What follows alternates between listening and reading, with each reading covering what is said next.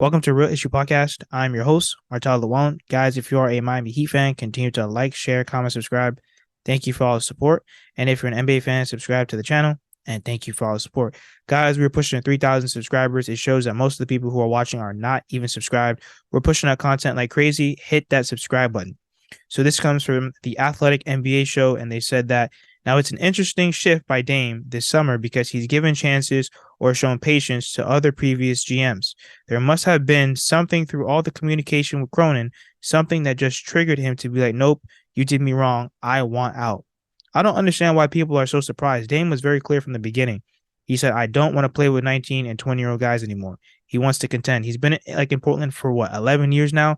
He's tired of being bounced out of the playoffs. He's tired of being, barely even in the play-in. He's tired of watching teams at home. He's been raving about the Miami Heat, Bam Adebayo, Jimmy Butler. He's been raving about at least playing in the playoffs. So he's ready to play. And at the end of the day, I just think that the Portland Trailblazers and the Portland fans, they took his kindness for weakness and they took his loyalty for granted. Now, I know a bunch of people, they want to come in the comments and say, oh, yeah, but he signed that contract. He's not going anywhere. If he wanted to leave, he should have never have signed that 4-year deal. That's not the point.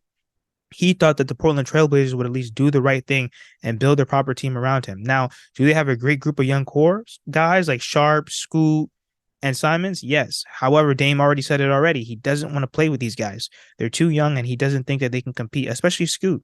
Scoot's brand new to the NBA. I don't really see this team really even making a play-in tournament, especially with Dame. He always gets injured, close to the end of the year, so they always shut him down early. So you're really never even able to see the team's full potential. Also, too, Nurkic, he's getting older. What is he really going to show you? Jeremy Grant, yeah, he's a solid player, but he's not going to put you over the top, especially in the Western Conference. So with all these things boiling over, Dame has every single right to ask out.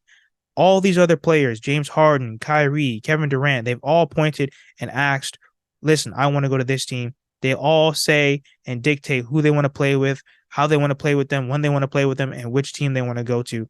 Now, when it's Dame who wants to do it, it's a huge problem. The NBA wants to send out memos. Fans from other teams are mad and upset. At the end of the day, they just don't want another Miami Heat Big Three. They know what's going to happen if we get Damian Lillard to the Miami Heat. Bam Adebayo, he was talking about it the other day. Jimmy Butler, he's been signaling to Dame time. If it's not one thing, it's another. We all know good and well when Damian Lillard comes to the Miami Heat, it's a parade down Biscayne Boulevard. It's going to be the Miami Heat hats and shirts and champagne everywhere. But of course, they're going to try and dictate that we don't get him. That's why the NBA at least said that they're not going to get involved. They should have never even dipped their hand to begin with. Damian Lillard has been one of the most loyal players in the NBA who pretty much said he doesn't want to jump from team to team. He doesn't want to stack the deck. And you want to hit him with the memo saying that he can't say which team he wants to go to when other players like Kevin Durant and James Harden, who are famous for jumping from team to team and dictating who they want to play with, they do it and nothing happens to them. So once again, I understand that we're all kind of drained with this whole Damian Lillard trade. I just think that Joe Cronin, he's really playing games. And I know a lot of people will say that the Miami Heat don't have assets. How?